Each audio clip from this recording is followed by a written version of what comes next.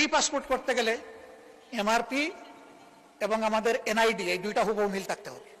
বিদেশের মাটিতে থেকেই এনআইডি এবং পাসপোর্টের এই জটিলতাটা অতি সহজে কিভাবে নিরসন করা যায়।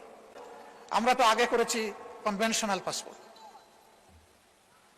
এরপরে করেছি আমরা এমআরপি।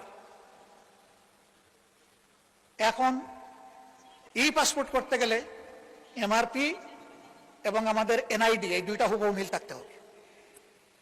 আমাদের অফিস ল্যাপসেসের কারণে ওই আকার একার নামের একটু অধিক সেদিক, বয়সের একটু সামান্য তারতম্যের কারণে এখন আর ই পাসপোর্ট হচ্ছে না। ফলে আমরা কিন্তু অনেকেই এখানে ইলিগাল হয়ে গেছি অলরেডি, আর কেউ কেউ হওয়ার উপক্রম। এই সংখ্যা শত নয়, হাজার হাজার। এই প্রবলেমটা কিভাবে সর্ট আউট করে সলভ করা যায়? দুর্বলতা কিছু আমাদের অফিসিয়াল, কিছু হয়তো তাদের, কিন্তু মানুষগুলো তো আমাদের, এরা তো আমাদের অ্যাসেট। আমাদের এই অ্যাসেটগুলোকে কিভাবে আমরা এই ব্যাপারে হেল্প করতে পারি, এটা তাদের মেইন প্রবলেম। তার লিগ্যাল ইনস্ট্রুমেন্ট যদি তার হাতে না থাকে, তাহলে ওই দেশে থাকবে কিভাবে? তার তো ঠিকানা হবে জেল।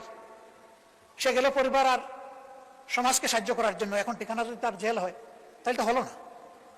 তা আমি মাননীয় স্বরাষ্ট্রমন্ত্রীকে অনুরোধ করব, বিদেশের মাটিতে থেকেই এনআইডি এবং পাসপোর্টের এই জটিলতাটা অতি সহজে কিভাবে নিরসন করা যায়।